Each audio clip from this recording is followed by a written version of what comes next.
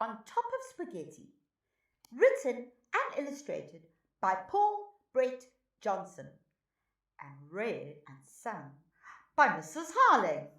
It all started when they put in that fried fricassee parlour next door. I couldn't haul in a customer with a line and a bowl. Yodeler, I said to myself, it's time to upgrade the menu.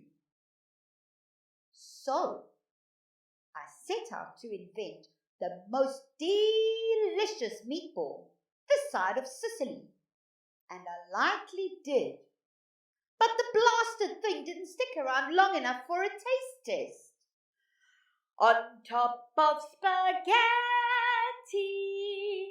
all covered with cheese, I lost my poor meatball when somebody sneezed.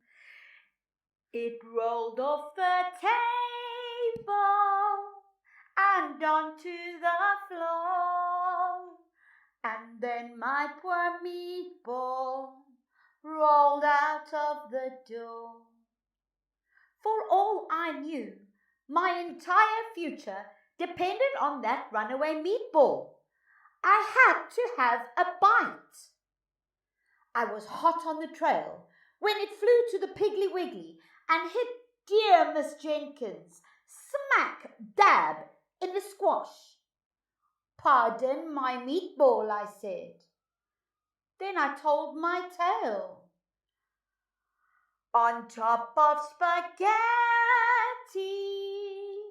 all covered with cheese, I lost my poor meatball when somebody sneezed.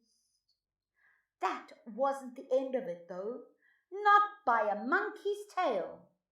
My meatball went a-whooshing and a-whizzing, and this time it landed in front of the sheriff's office. Pardon my meatball, I said. On top of spaghetti, all covered with cheese, I lost my poor meatball when somebody sneezed. Next thing I knew, my meatball zinged all the way to the ballpark. By the time I caught up, some tadwhacker was just about to chomp down. Pardon my meatball, I said. On top of spaghetti, all covered with cheese, I lost my poor meatball when somebody squeezed. The meatball shot to the outfield, boomeranged, whizzed by shortstop, flew over the pitcher's mound, and headed directly for home plate. Bad Bubba Jr. was up at bat. Talk about your home run. My meatball zoomed through the wild blue yonder. And where do you reckon it landed? It rolled in the garden and under a bush. And then my poor meatball was nothing but mush. Yodeler, I said, you might as well put up a for sale sign. Then lo and behold, a miracle occurred. The mush was as